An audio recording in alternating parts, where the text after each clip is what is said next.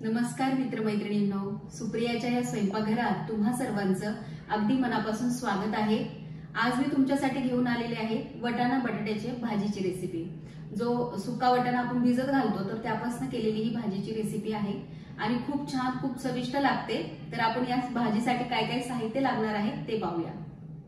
तर फोडणीसाठी आपल्याला जिरं लागणार आहे, मोहरी लागणार आहे, हळद, लाल तिखट, हा घरचा जो आपला मसाला असतो गरम मसाला लाल मिरची मध्ये एकत्र केलेला तो गरम मसाला आहे घरचा। हा जर तुमच्याकडे नसेल तर तुम्ही घरातला गरम मसाला जो आपण असतो बाजारात आणतो तो देखील वापरू शकता। त्यानंतर इथं मी थोडंसं म्हणजे अर्धा टीस्पूनला देखील कमी थोडासा सांबर मसाला घेतलेला आहे आणि थोडासा पावभाजी मसाला घेतलेला आहे। याने टेस्ट खूप छान येते भाजीला। त्यानंतर धना पावडर मी इथं 1.5 टीस्पून घेतलेली आहे, 1.5 टीस्पून आहे। शेंगदाण्याचा कूट मोठे चमचे 4 भाजलेले शेंगदाणे त्याचा कूट केलेला आहे, तो म्हणजे अर्धी वाटीच्या वर आहे थोडासा। हा आपण कमी जास्त देखील करू शकतो। त्यानंतर चवीप्रमाणे मीठ लागणार आहे।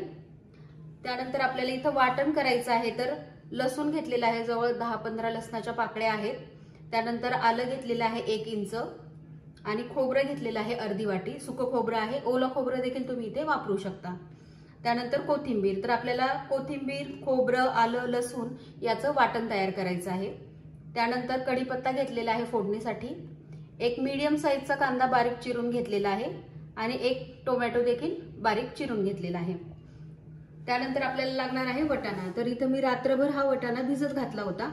250 ग्रॅम वटाणा आहे आणि मग सकाळी त्याच्या कुकरला 4 शिट्ट्या करून घेतलेल्या आहे। तर आपण जर वरम भात लावत असू तर त्याच्याबरोबर देखील हा डबा तुम्ही लावला तरी देखील 4 शिट्ट्या केल्या की छान असा वटाणा शिजतो। हे पहा एकदम मऊ असा शिजलेला आहे।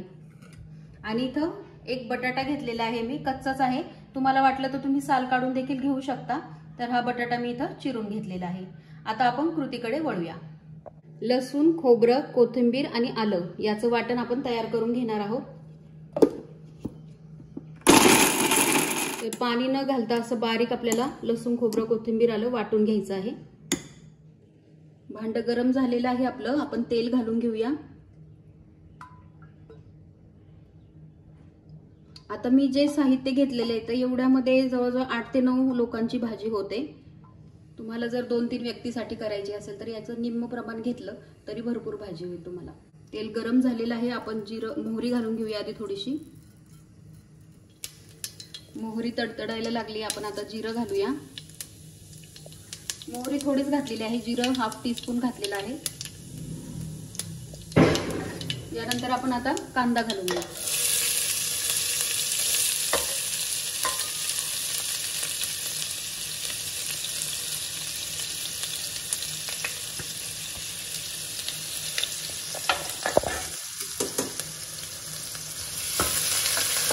कांदा आपल्याला चांगला परतून घ्यायचा आहे, व्यवस्थित मऊ करून घ्यायचा आहे। मीडियम गॅसवरती आपण आता कांदा छान असा भाजून घेऊया। कांदा छान असा परतून झालेला आहे, पहा लालसर कलर देखील यायला लागलाय त्याला। आपण आता काय करूया, कढीपत्ता घालून घेऊया आणि थोडं हिंग घालूया, कारण वटाणा आहे तर पोटासाठी आपल्या हिंग बरं असतं, त्यामुळे हिंग घालूया।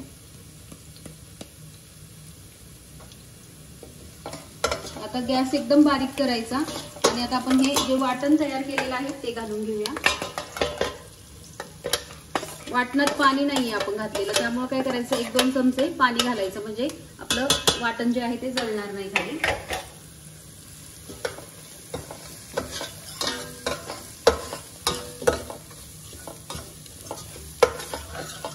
बारीक गॅसवरती आपण छान असं परतायचं आहे त्याला। आणि खाली चिकटते असं वाटलं तर थोडंसं पाणी घालायचं आहे, 1 चमचाभर पाणी घालायचं।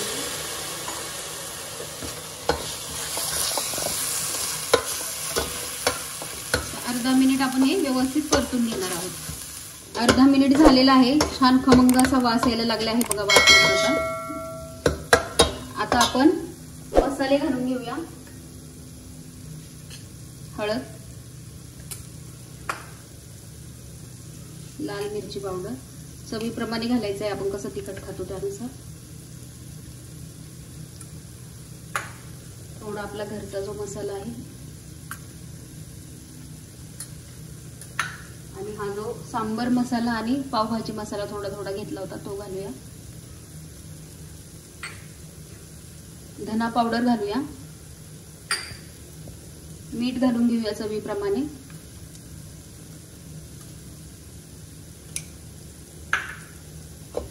आणि थोडंसं आपण आता परतून घ्यायचं आहे.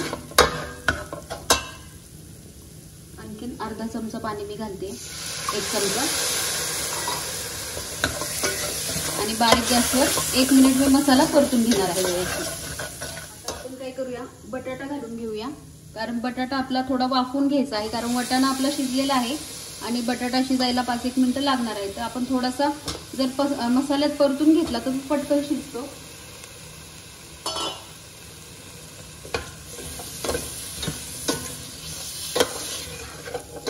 आणि याबरोबरच आपण टोमॅटो देखील घालून घेऊया.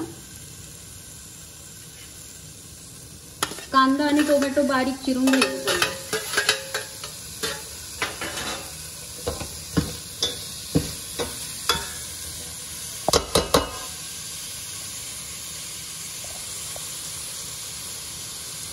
खाली लागू नये म्हणून थोडं पाणी घालूया.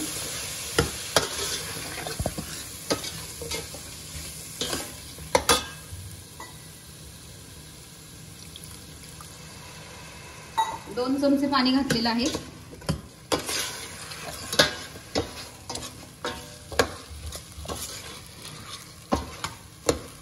आता मसाल्यामध्ये अर्धा मिनिट आपण हे बटाटा छान वाफवून घेणार आहोत.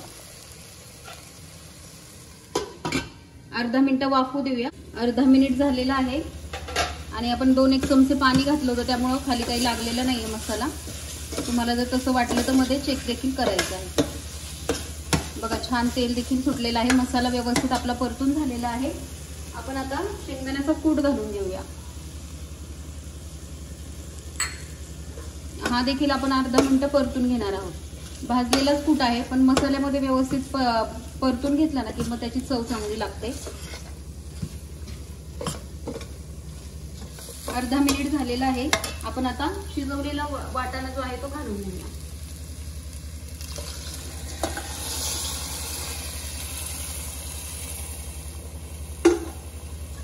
आणि ही भाजी ना लपथपीतच चांगली लागते. खूप पातळही करायची नाही आणि खूप घट्टही ठेवायची नाही. मीडियम अशी ठेवायची, म्हणजे रस्स्याचा एक छान चव लागते. आणि खूप पाणी घातलं तर मग ते बेचव होऊन जाते भाजी. एकीकडे मी गरम पाणी करायला ठेवलेलं आहे थोडं, ते आपल्याला लागते तसं घालून घ्यायचं आहे. गरम केलेलं पाणी आहे आणि जे वाटणाचं भांडं होतं ते देखील मी धुवून घेतलेलं आहे. आता वाटाणा तर आपला शिजलेला आहे, फक्त बटाटा शिजायचा आहे आपला. त्या अंदाजाने आपण पाणी घालायचं आहे. तर मी आणखी थोडंसं पाणी टाकते.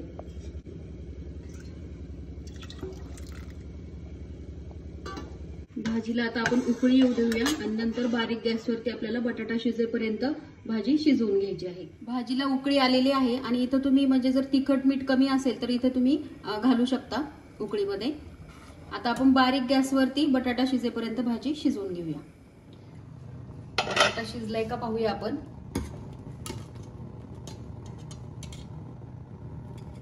हे पहा, बटाटा आपला शिजलेला आहे. भाजी आपली तयार झालेली आहे.